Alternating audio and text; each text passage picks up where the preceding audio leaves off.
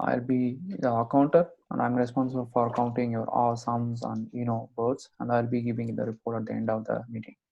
Thank you. That's great. Thank you, Gautam. And then I'm the timer, so I'm going to run this timer, and we have all the speeches. Harun and Georgie speeches are 6 to 8 minutes, and then Hinesh meeting is 5 to 7. So I'm going to time those at 5 minutes.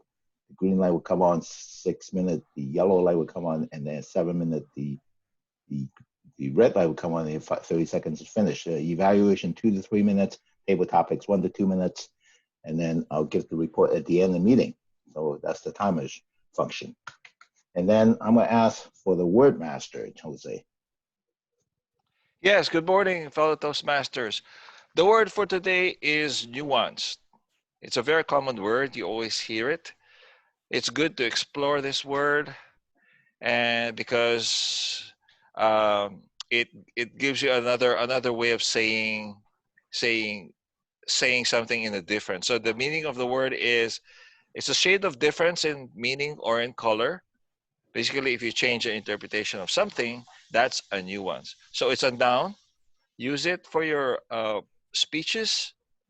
I will report at the end of the meeting if you used it or not.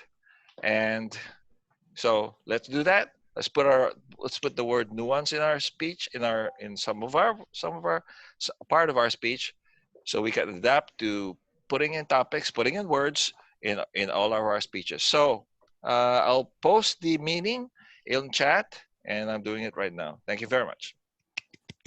Thank you, Jose. Our next function has a lot of nuance, especially in terms of how we interpret grammar, although she hasn't shown up yet. So could we have a temporary grammarian like Georgie? Do you mind being the temporary grammarian until Ghana shows up? Okay.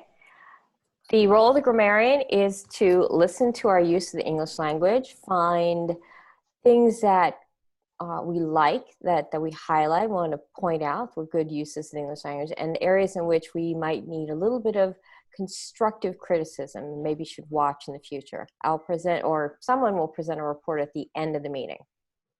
Thank you, Georgie. And then our next function is ballot counter. Hannah will post a link that will then choose the best speaker, table topics, and evaluator. And if somehow that doesn't happen, then we'll have to do a chat thing. But hopefully that we just go through the website link to get the information. And then our next function is video master. Harun? Good morning, fellow Toastmasters. Today, as video master, I'll be recording the meeting, and I will be uploading this recording up to a private YouTube channel. I'm running somewhat behind, so I will be uploading a couple of them last week's as well. If you do not wish to be recorded, please let me know so that I can turn off the recording, and we can proceed from there. Thank you very much, Mr. Toastmaster. Thank you, Harun. So we're going to go into the three sections of Toastmaster. First section, prepared speeches. Second section is evaluation. And the last section is table topics. So our first section is prepared speeches. And our first speaker is Harun, who just doing a number of functions as well. And he's going to give a 500, 600 word speech. Let's welcome Harun. Good morning, fellow Toastmasters, and to all our guests and members who are showing up from different parts of the world.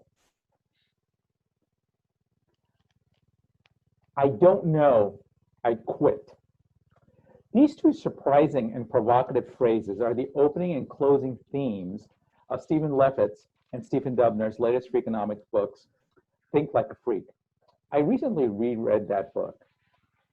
And I guess that they chose these two phrases to open and close their book because, like problem solving, they're the hardest words to say in the English language. And yet, they are the core to the main premise of the book. To think like a freak, you need to first admit that you don't know something.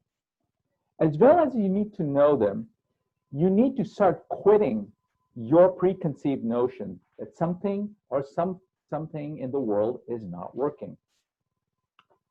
Think Like a Freak is the third book in a series of books that Stephen Levitt, who is an economist, and Stephen Dubner, who is a journalist. And they use economic analysis to explore and explain social phenomena. And sometimes they've reached some very surprising conclusions.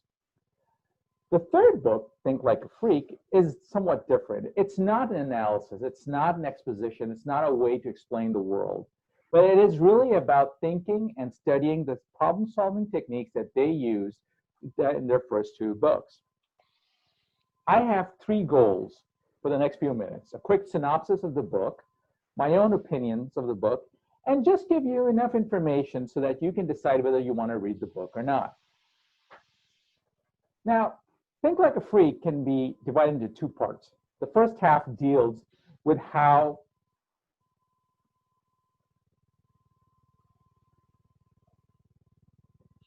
sorry, I had some video, I had to change the video somewhat, and how to think about problem solving. And about the second half deals with how to solve problems.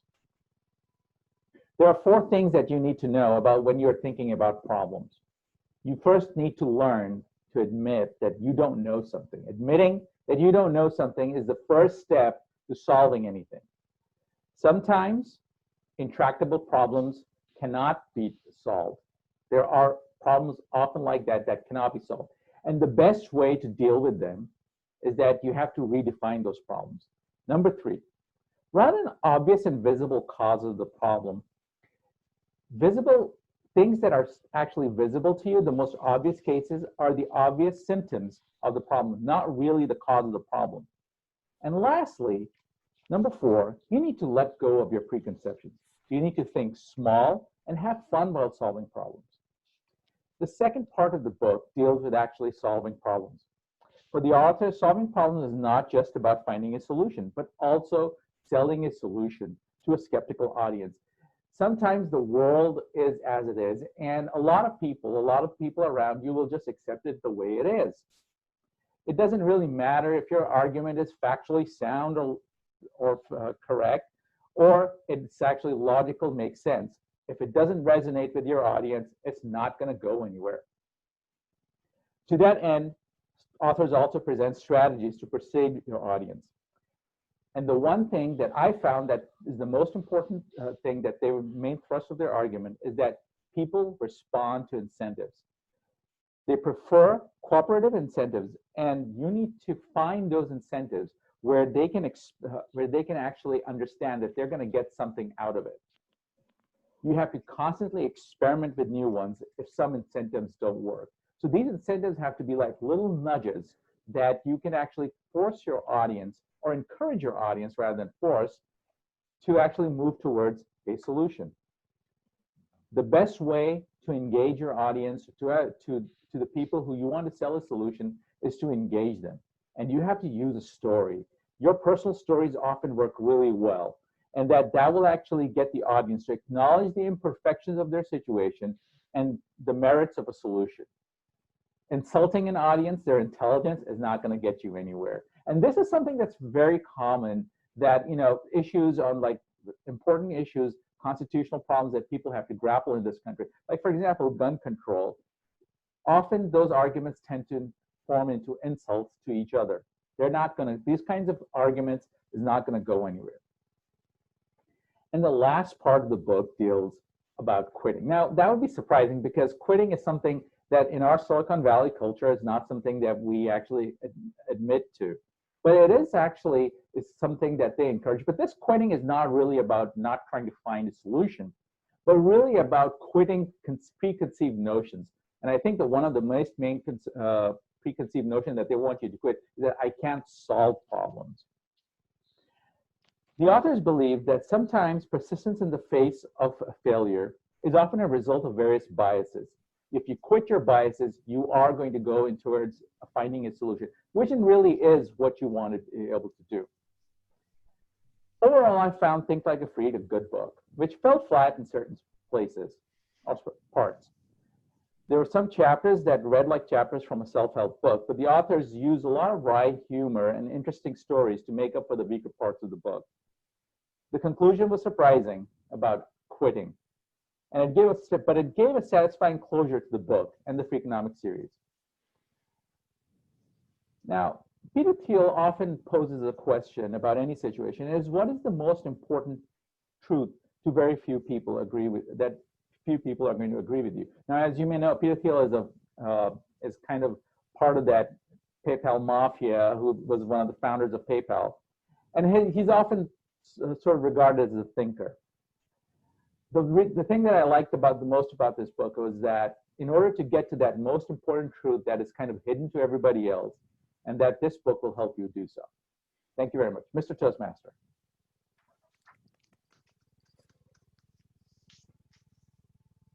Thank you, Haroon.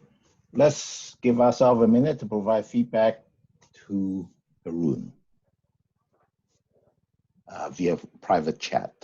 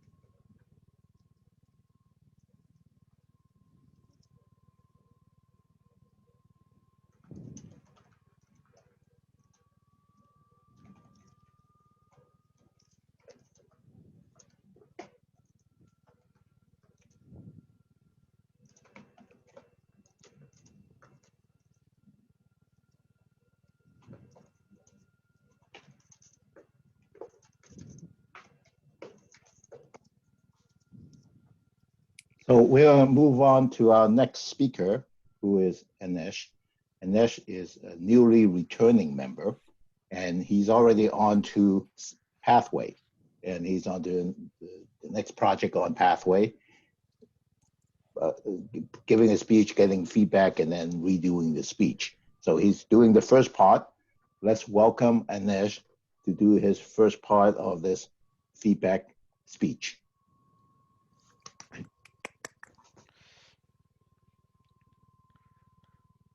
Yeah, are you able to see my screen? Yes. Yes. All right, thank you. Hey, good morning, everyone. All fellow Toastmasters. As Waming mentioned, that I'm going to do two parts of this. One is like a part one as part of evaluation and feedback, part one today, and part two next week.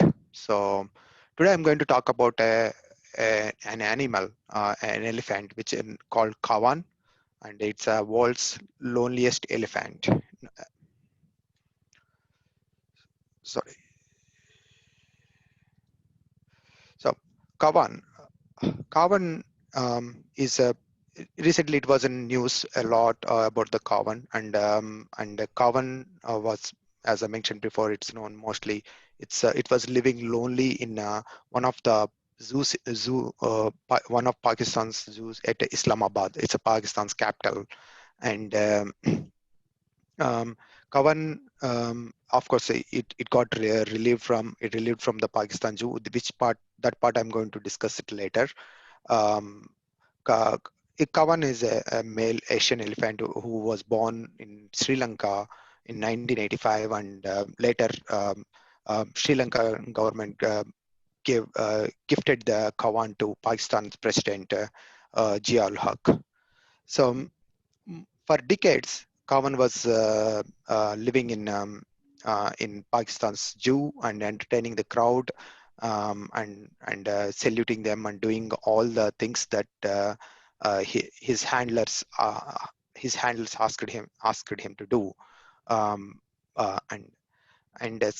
And one bad it's a sad thing was there were not much animals around the Kawans at all. Most of the zoo animals were removed and killed and fed as a dinner to highly influenced people in Pakistan. Pakistan, pretty much all the enclosures at the zoo were empty most of the time, except Kawan. So in the previous slide, I was saying that the Kawan was born in Sri Lanka, and it came to Pakistan. The reason behind that is the pictures that what you are seeing right side are there is a girl, Jia Jen, when she was a young girl. The next to her was is his father. He's a Pakistan ruler, military ruler, General Jia Huk. So one day, Jia was watching a movie. It's a movie name in the Hindi language. It is a Hathi Meri Saathi. The direct translation of it is Elephants, My Friends. So she literally fell in love with the elephants, and she always wanted an elephant next to her. And what she did, she started praying to the God, and she looked up the sky and prayed to the God, Allah, give me an elephant to be my friend. And her father saw that what Jia was doing, praying to the God. And one day what he did, one day what happened was Jia was about to go to school, but her father came and stopped her, and he did blindfolded her, and he holded her hand and walked her to the backyard of their home. And he made Jia to touch the baby elephant, which is Kawan, and she was so excited, and her wish came to true, and to have by seeing elephant next to in backyard, and she was so excited. But her father told her we can't afford the elephant in the backyard, but it's anyhow government property, and he's going to put that in a Islamabad zoo. And that's how this Kawan came from Sri Lanka to Islamabad, Pakistan, from Sri Lanka to Pakistan zoo. As I mentioned that Kawan was Kawan was not always as a lonely elephant, and Kawan had some companion since it was born from between 1985 to between 2020. But during the early 1990, the government bought a new elephant, a female elephant, Saheli, which means that a female friend to the Kawan, and it's a good companion for Kawan. Saheli and Kawan were together in the zoo a lot of at least 1 or 2 decades. Like humans, elephants also develop a kind of a strong emotional bonding between them and all, and they also need a companion to live and all. Unfortunately, the sad thing happened in 2012. Kawan died due to heart attack. Due to heart attack caused by excessive heat. That's what the official version. But the real thing is they used the bullhook, and the bullhook got stuck deep inside her skin, and which caused a septic shock. But that's the real truth. But nobody agrees to that one.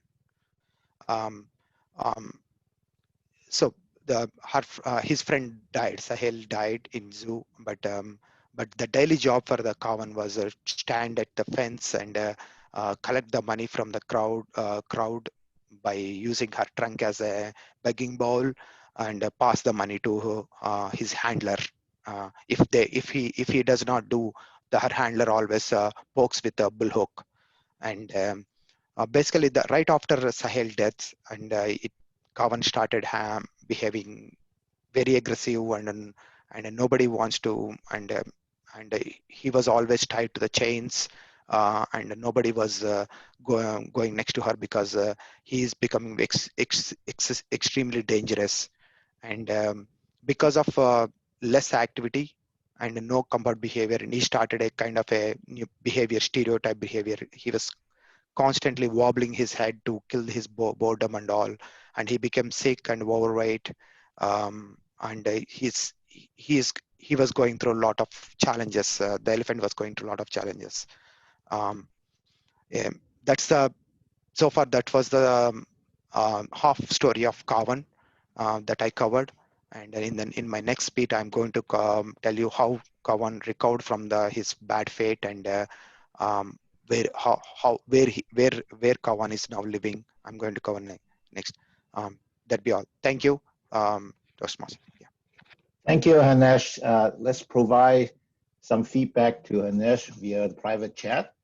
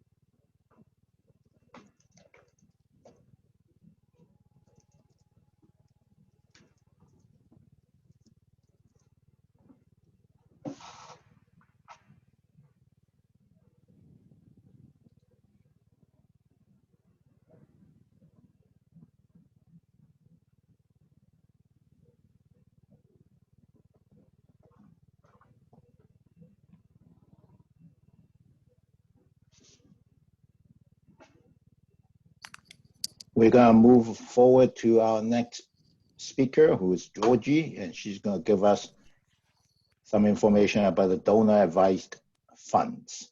Let's welcome Georgie. Hey, can you guys hear me? Yes. Great.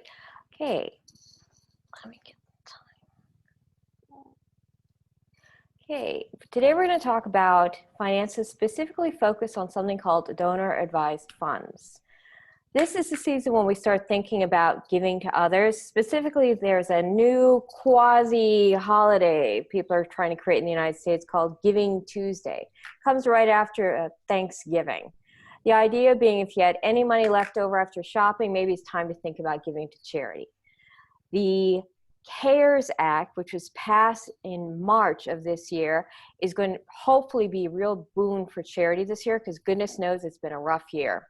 So only in this tax year, individuals not itemizing will be able to get an above the line donation for charitable gifts for $300. If you are itemizing, you can put your cash contribution deductions can be increased from 30% of your adjustable gross income to 100%. There's a similar thing for corporations. Their AGI contribution goes up from 10% to 25%. So you can certainly look into doing your own charity contributions, and most people do. You want to make sure that if you're going to try to take the deduction off of your taxes, you want to make sure you get a receipt for any contribution over $250. You want to make certain that the charity is a proper 501c3 organization. This means that you can indeed take the tax deduction off of your income tax.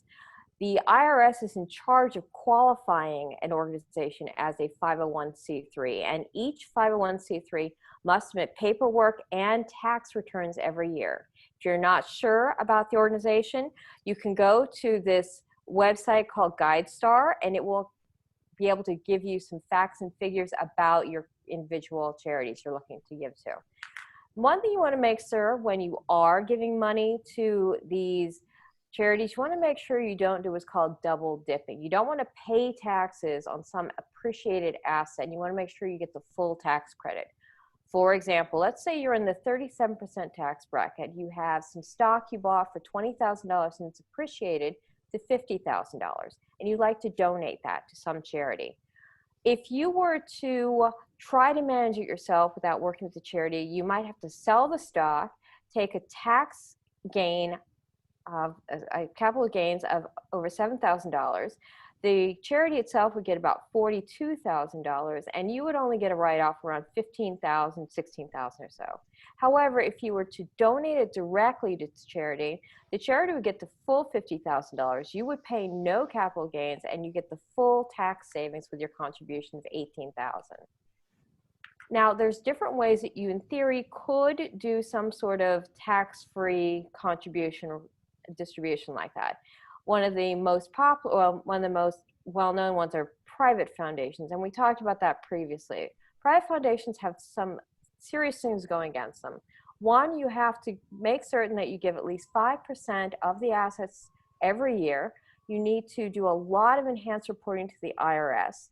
And as a result, you kind of need, because of all this additional management, probably about $5 million or more in order to make something like that really work.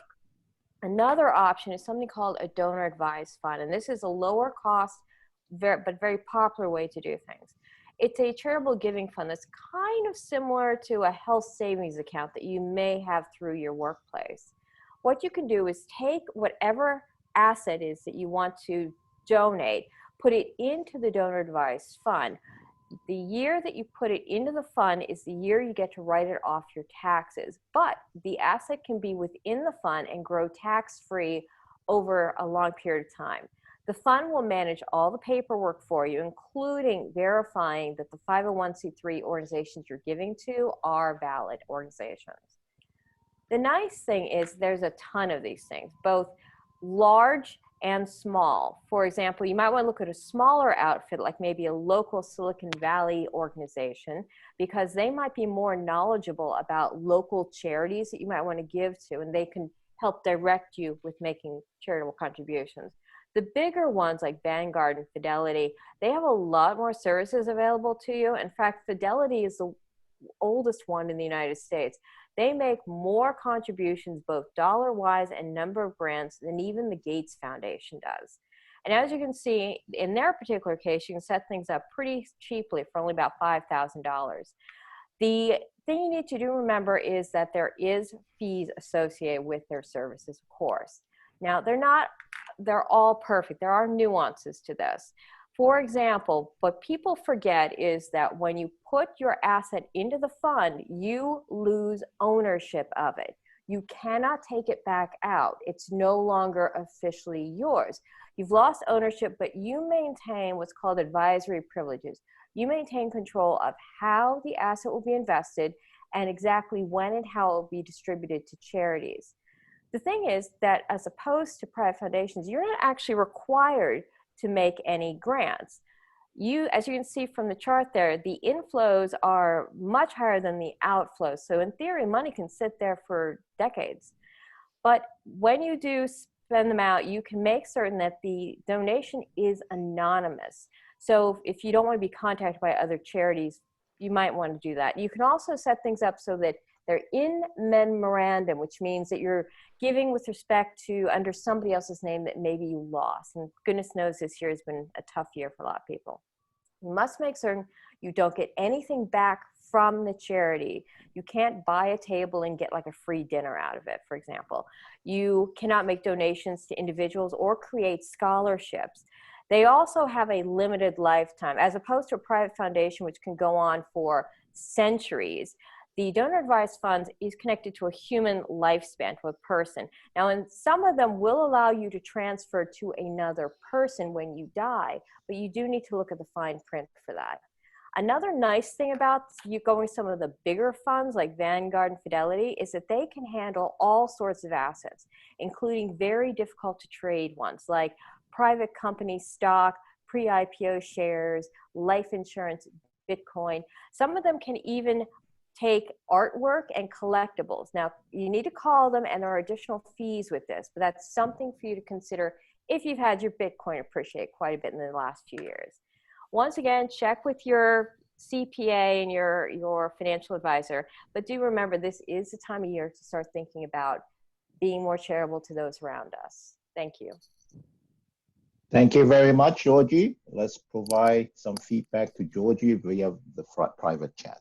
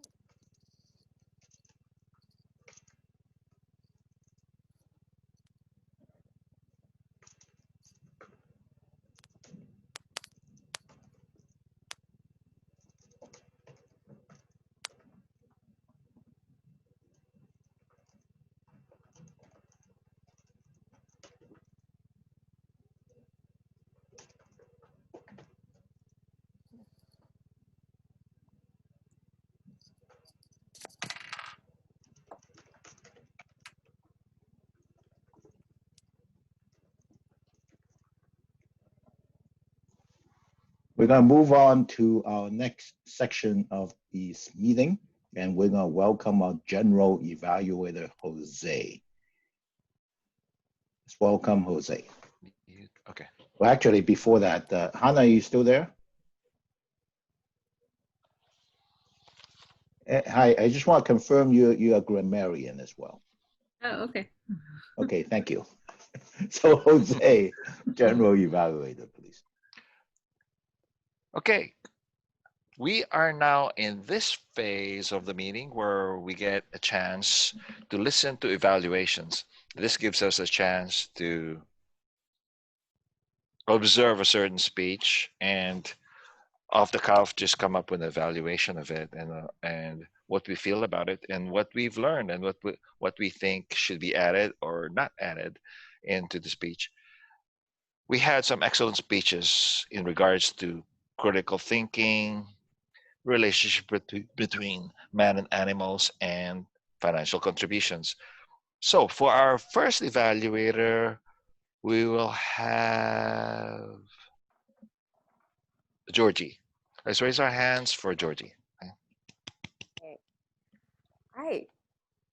Thank you, everyone. And most especially, thank you, Haroon, for giving a really great speech.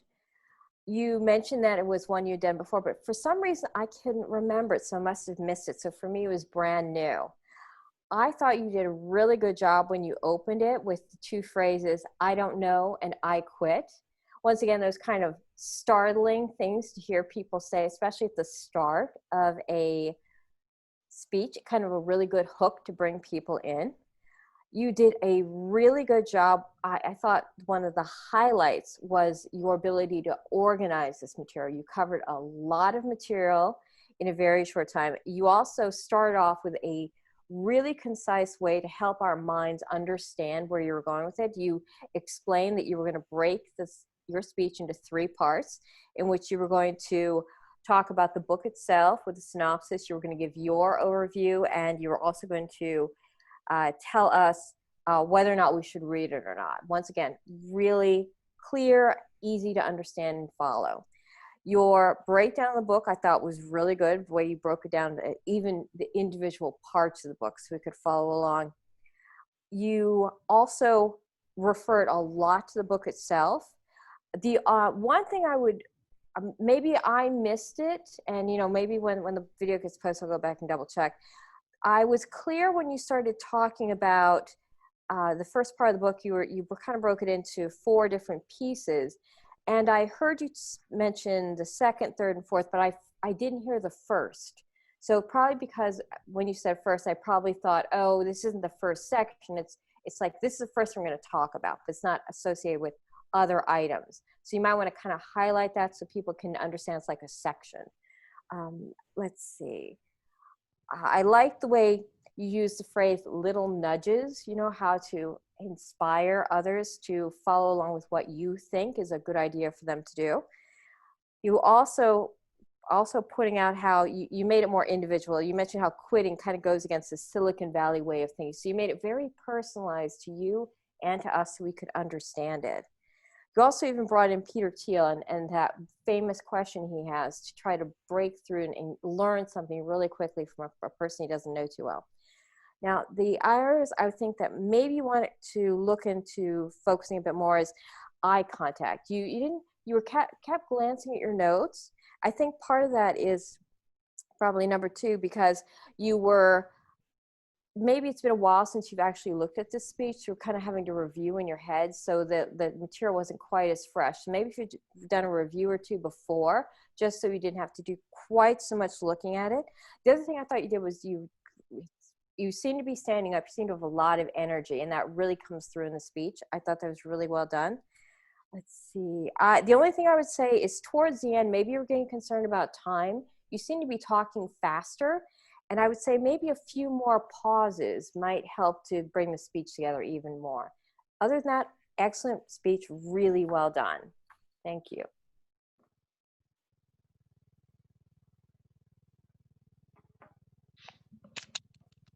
Thank you. Thank you, Georgie, for the evaluation of Haroon's speech.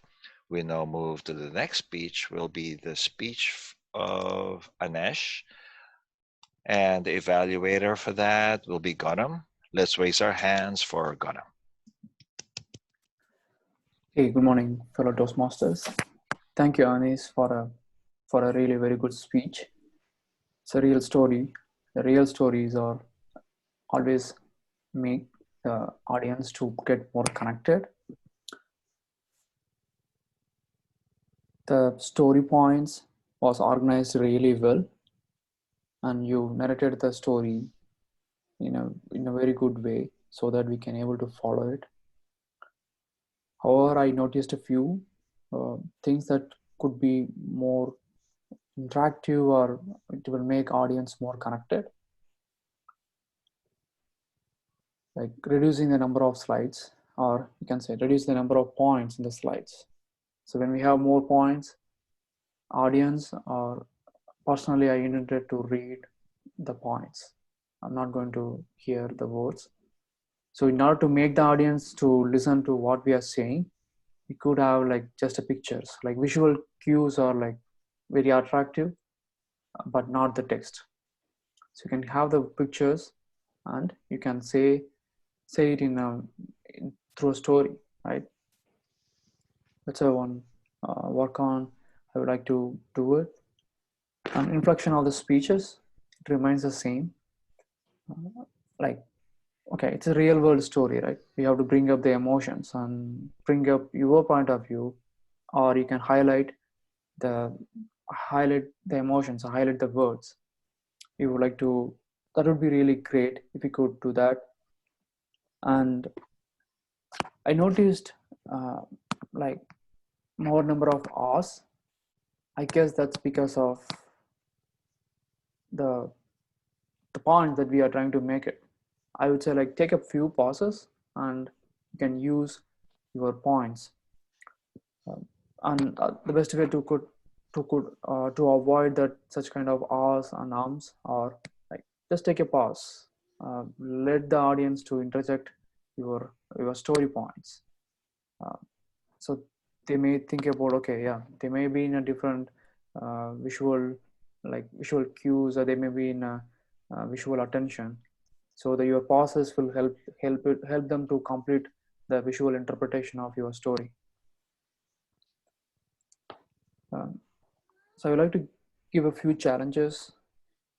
Reduce your number of points, or no point, just the pictures and visual cues in the slides, and take few pauses during your speech, and especially more cautious on R's, arms.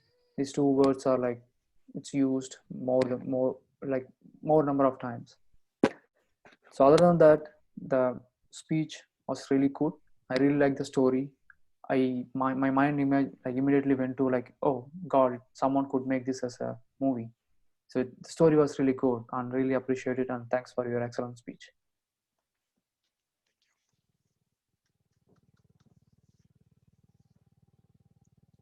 Thank you, Gautam.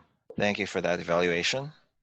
We all have, speech making is actually a way of expressing ourselves in a nuance, right? We can change the topic to our own adaptation. The next evaluator will be me, and I will be evaluating Georgie. Again, Georgie had an excellent speech. Thank you very much for your ongoing series in financial advisories. And in this case, you covered another aspect of investing, which is charity. And you presented it very well. I like the way you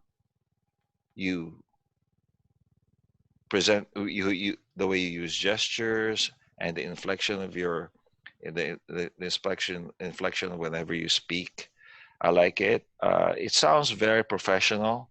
And the first impression I got as you're going through the speech was, this lady knows what she's doing. This lady knows what she's talking about. There was a lot of affirmation in it that you knew the topic. And that was I envision your speech as something that would be presented in a financial seminar, kind of situation, and you would want the audience to be convinced of your expertise. And I see that. I see that you have that ability. You are able to convince the audience when you did that. And the way you presented yourself, your gestures, you'll have more. I think in an open uh, in a more open room situation where you can move left and right, back and forth, and actually present a really big screen of your presentation, it would be more effective. So in this case, it will not be. But there are certain elements that could be added though in your speech. And I would say that your speech and has a lot of information in it. There's a lot of terms, technical terms. So if the audience definition is for an audience that knows the terms already, then your speech will be very, very effective. So just take note of that. Maybe you may want to explore on the terms, depends on the type of audience that you're dealing with. Think about the amount of information that you're giving. It could be in more key bullet points. Now, once you were able to define your terms and maybe explain the crunch of the numbers in more detail, and then think about keeping your key points into simple points, and then I think it will be more effective. But your type of speech will still be effective for an audience that knows the topic very well. An audience that has a booklet, right? They have a very, very well-defined booklet of what you're talking about, and you already gave them a book, and these people are already read your book about it. That will be also be you can go through the speech just like the way you did it. Think about that, and let me see now. Also, think about the human element. Also, charity is a sense of giving. So there is a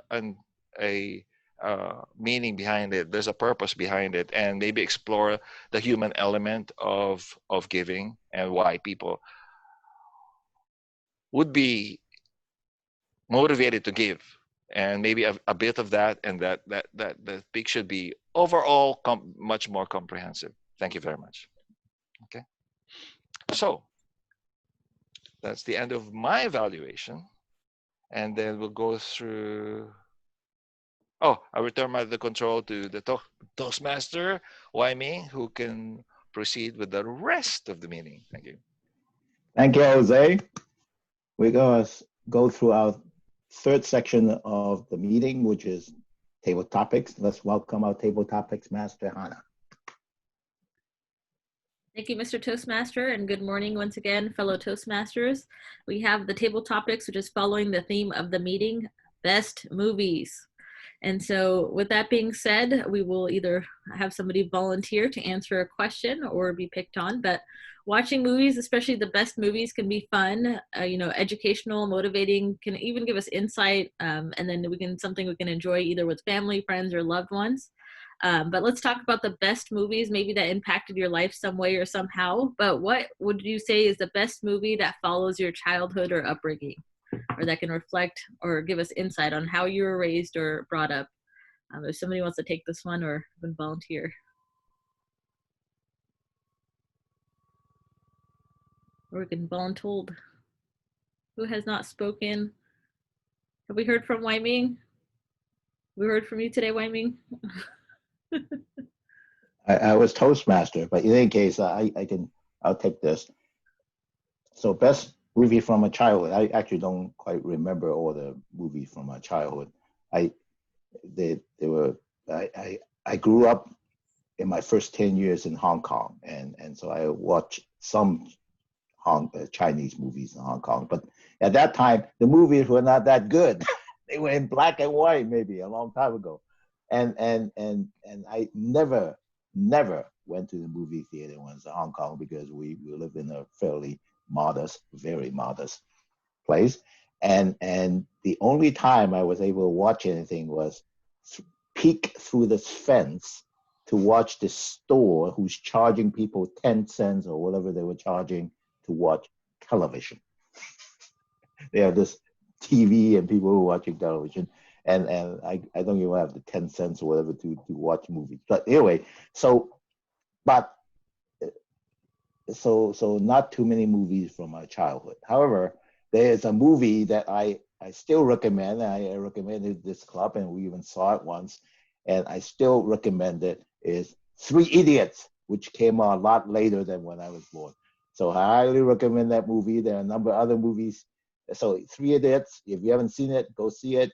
Most of you, I believe, have seen it. The other movie that actually came out in 2001 is a Chinese movie. It's a very, very funny movie. If you haven't seen it, it's very funny. It's still very funny when I last watched it. It's called Shaolin Soccer. They were playing soccer using Shaolin Kung Fu. That is a funny movie. In any case, those are movies. Miss Toastmaster. Thank you, Wai Ming, and I'm grateful that I did see both of those movies. And I have heard stories from my parents where they fought to watch a movie even on their birthday when they're older. It was like a gift that you'd receive, and now we have Netflix and all these streaming channels. So awesome, Wai Ming, love that story.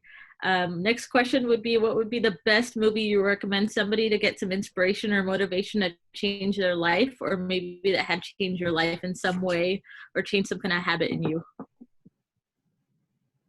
Go with Haroon. You want to take this one?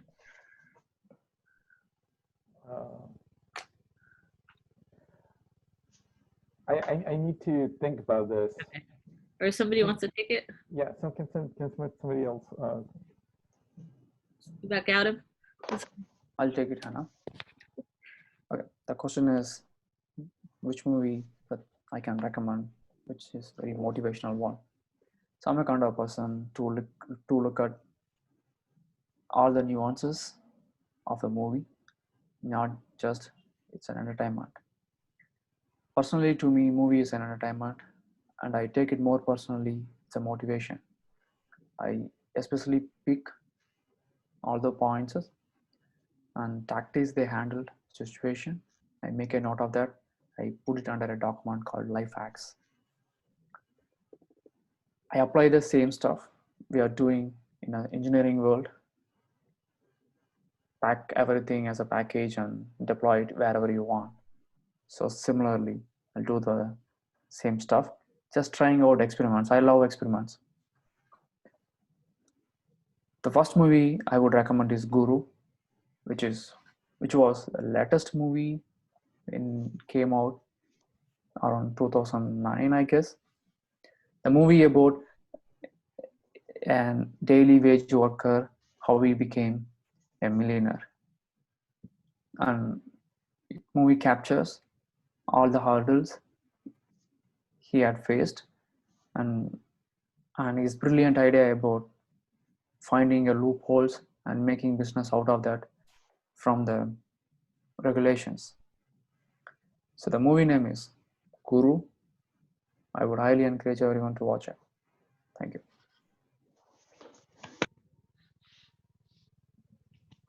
Thank you, Adam. And I think I've heard of that movie, but I don't think I've watched it yet. So that's a good one. Awesome. All right, next question. Oh, if we have time, I think we have time. But what is the best movie you would say portrays your current career, business, or current project that you're working on as a reflection of it, and or maybe has impacted your career, business, or in some way, your project in some way? Georgie, do you want to take this one? Uh-oh, I think you're on mute. I gave a speech. Maybe Jose would want to do something. All right, Jose, you want to take this one? Okay. I'm not very good in remembering movies, but in this case, just what comes to mind is, I think the movie Wall Street, I think, is a good movie because it gives a very interesting situation where when you're down and out, and you're looking for an opportunity, and in this case, I forgot the actor's name, but anyways, in this case, the protagonist was able to overcome all that, overcome difficulty, financial difficulties by looking through not just the first layer of his relationships, but the deep underlying layers of each and everybody's human condition, and he learned to manipulate that. And you'll see that in the movie. You'll see, if if you see it through that eyes, you'll understand that your strategy in life may actually be superficial at first, but if you analyze your relationships, maybe be inspired and learn some more. Keep an open mind, just like what Haroon's speech is like. Have an open mind, you'll get it. And so that's what I would say. That's one kind of the way I'm doing things right now, but in a not in the financial sense, more in an engineering sense, in that I always look at the way things are, not just in the numbers game and the design game, but also the underlying motivations each and everyone around me. And so that's it. Thank you.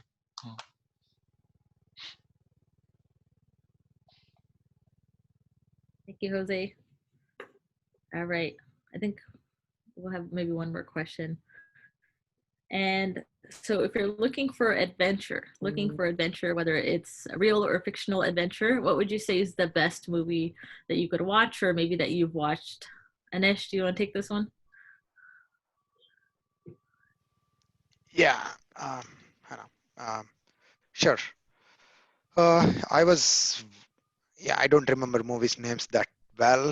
I was wondering what to tell, but yeah, if you ask me the adventure, I kind of am more like outdoor person. Like I do mountain biking, skiing, and all type of um, high altitude hikes and all.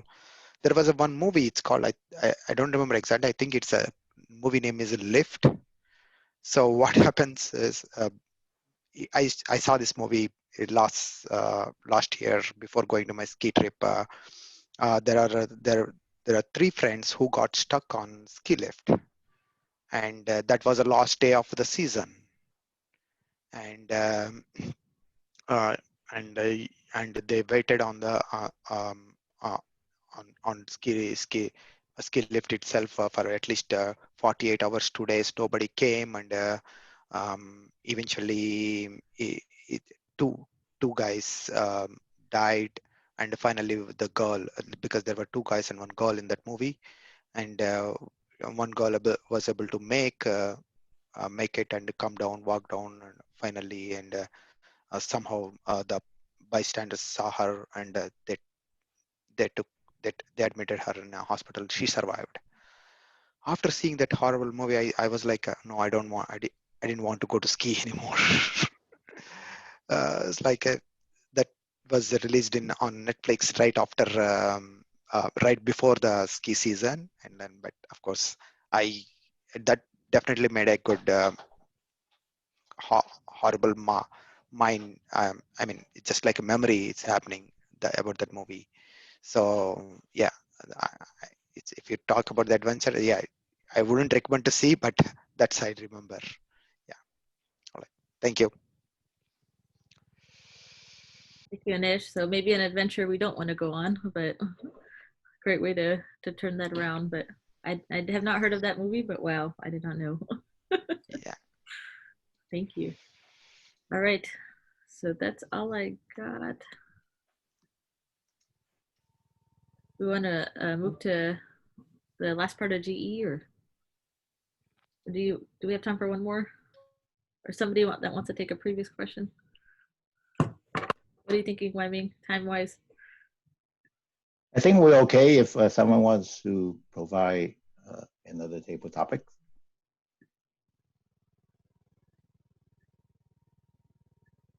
I think we've heard from everyone, and then Georgie spoke a couple times, so.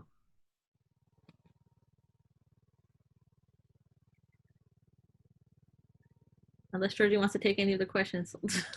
Sure. Let's go. Any of the previous questions, Georgie? You want to answer? Okay. Previous question. Okay.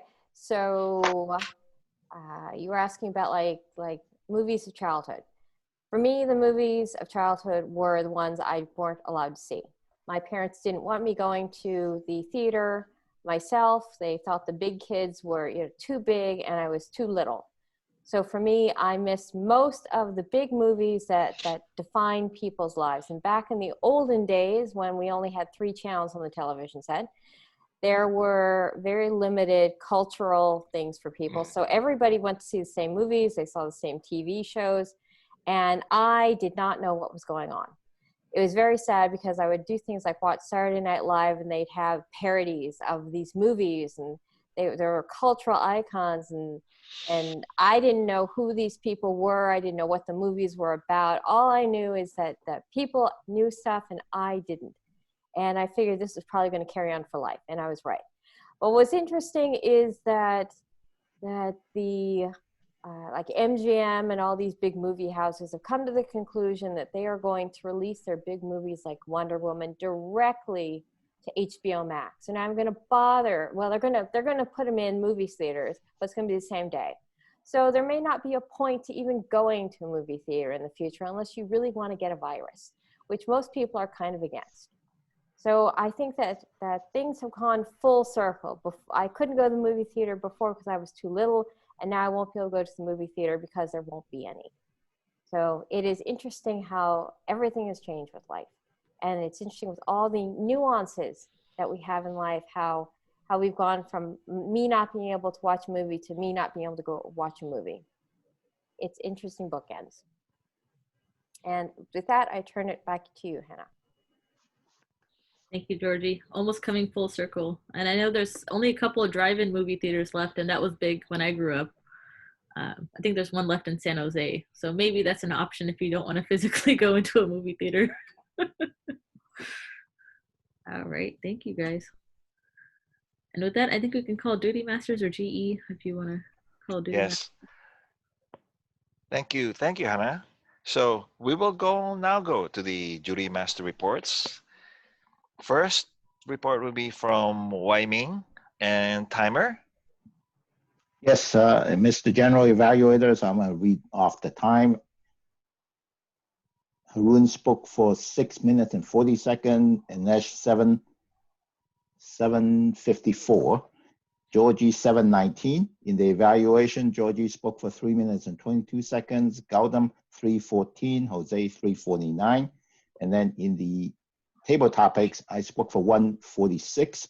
Gautam 1:39. Jose 1:50. And Nash 1:58. And Georgie 1:51.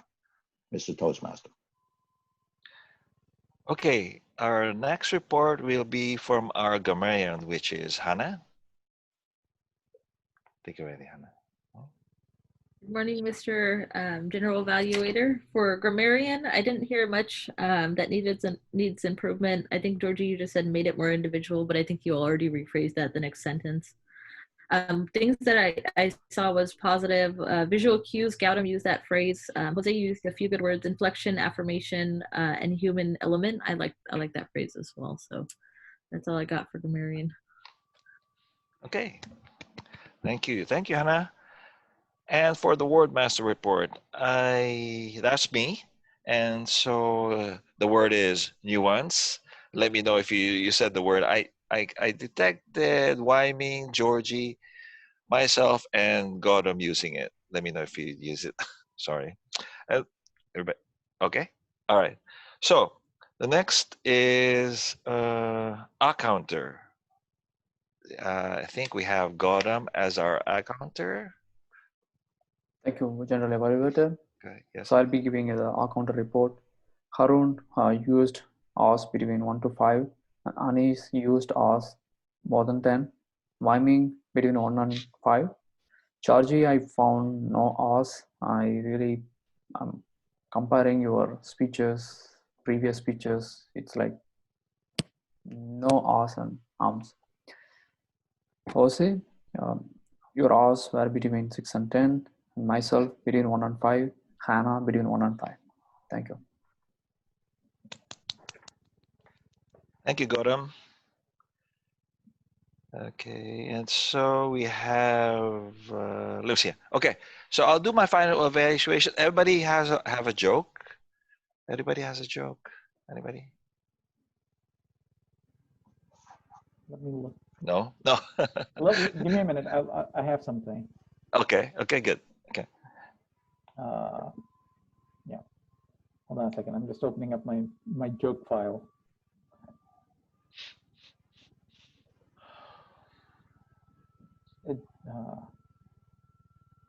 In the meantime, we can start voting.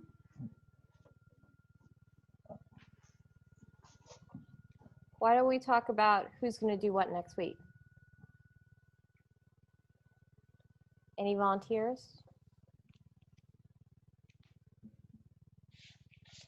I'll do my second part of my speech.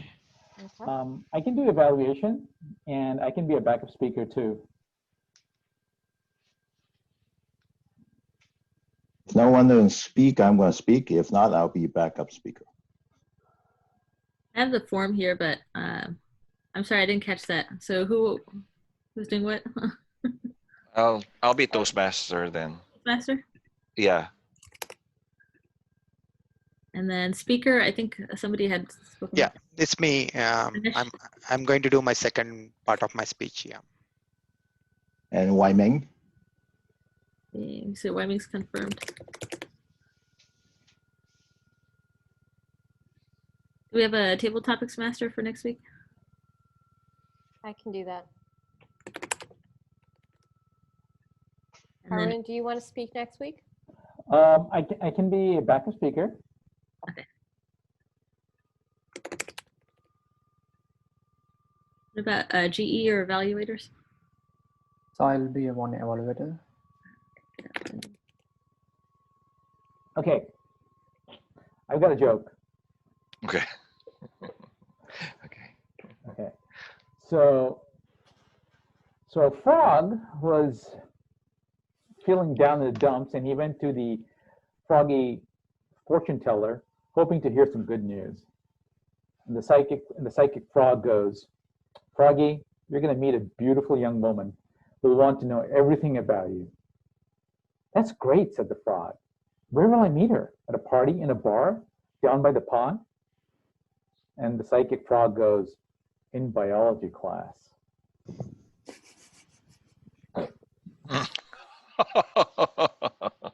I got it. Not a good in biology class. Okay.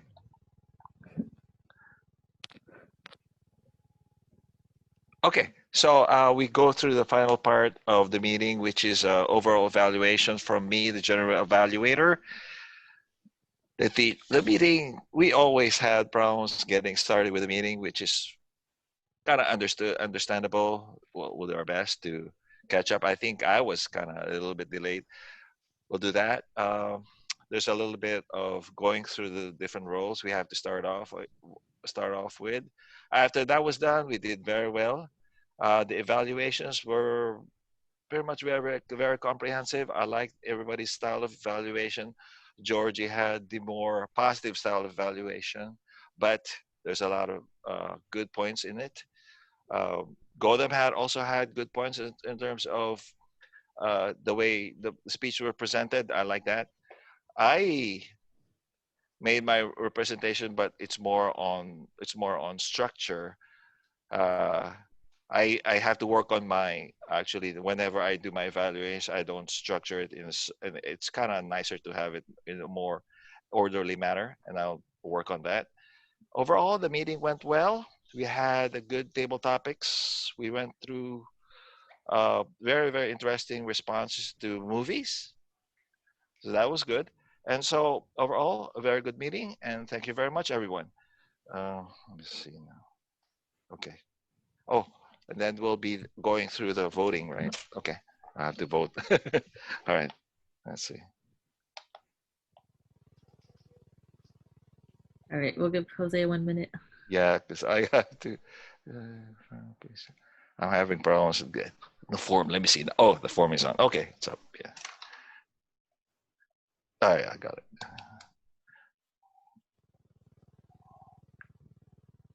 So is there anything happening or anybody got any news to share?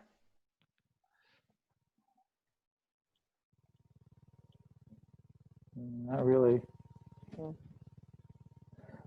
So, I read this morning that the new vaccine that they started administering in the UK, people have already had allergic reactions to it. So Is this the one that requires 2 doses? yeah, Yeah. this is the Pfizer. Um, so yeah, we'll know soon enough. I mean, Hannah, I'll put mine in. Okay, thank you, Jose. Yeah.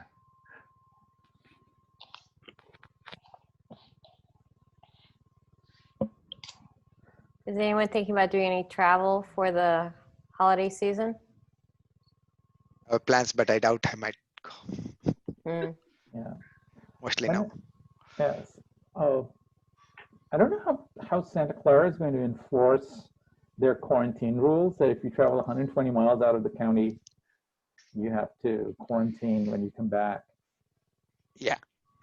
So I mean, if you don't get the COVID positive or something, they'll not track. But if you get the positive, they'll go back where you are and how you are doing and to whom you were in contact. I think the governor is going to release some new app tomorrow. That okay. that mobile app will let us help us which area there are more COVID cases.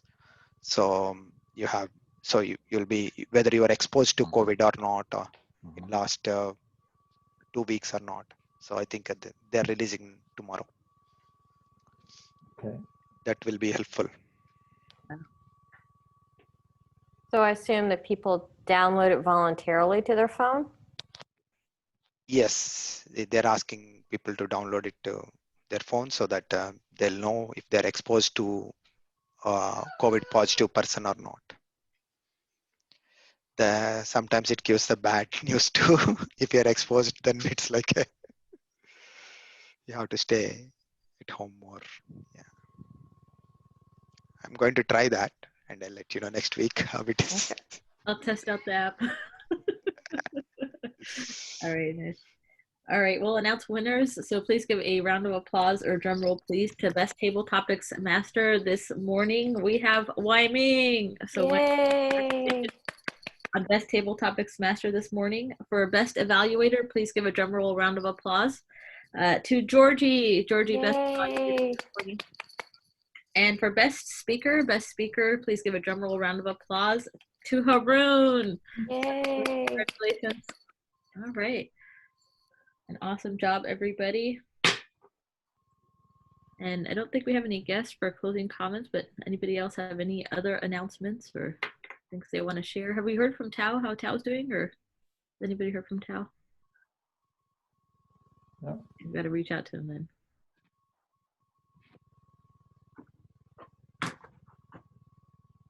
Okay.